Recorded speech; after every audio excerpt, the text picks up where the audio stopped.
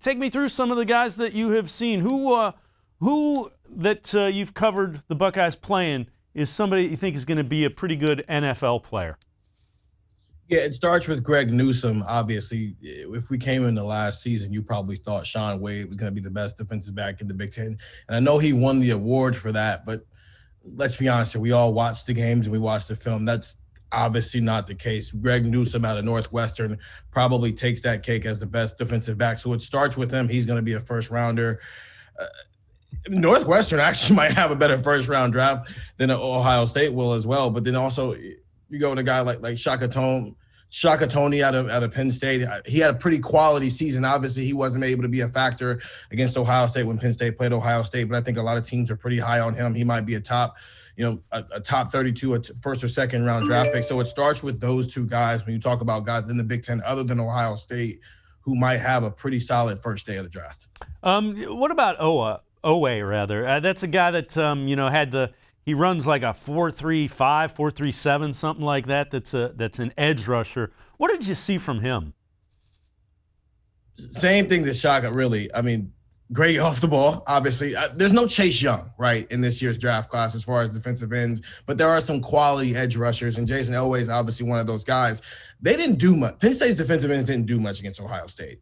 They weren't. That's also because Nicholas Petit-Frere and Theron Mumford are two of the best tackles in the country. They might actually be the best left tackle, the best right tackle in the country coming into this season. But against everybody else, they were able to have their way and wreak a little bit of havoc there. So I'd throw him in that conversation as well. As while there's no Chase Young, there are still first-round quality defensive ends coming out of the Big Ten this year.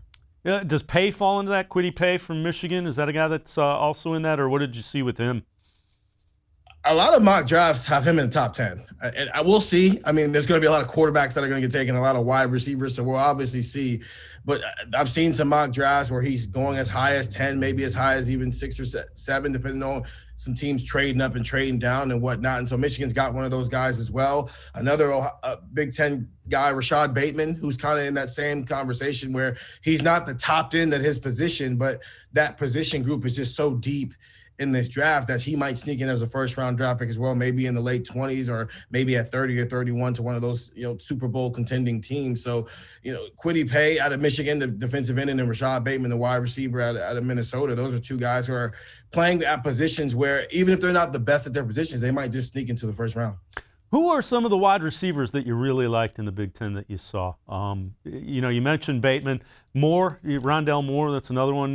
Is there – what did you think of Bateman? Maybe that's the best way to ask you. What did you think of Rashod Bateman?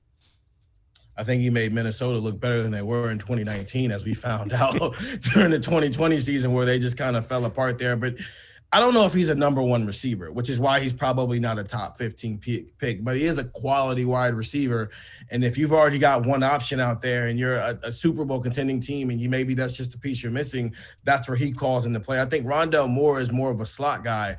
So when you're just kind of pegged into that role and you're not maybe the elite version of a slot guy, he might not be a first rounder just because, let's just be honest here, Jamar Chase is in this draft, Devontae Smith is in this draft, Jalen Waddle is in this draft. This is just such a deep wide receiver draft that unless you're a guy that people are looking at to be a number one wide receiver, it gets kind of hard to be a top 20 guy. I think Rashod Bateman might sneak in just because you can move him all over the place. He can play both outside spots. But with Rondell Moore being more of a little guy, I'd be shocked if he's any higher than 25 as a first rounder, depending on how many wide receivers go. But it would make a lot more sense if we saw him go on Friday over Thursday.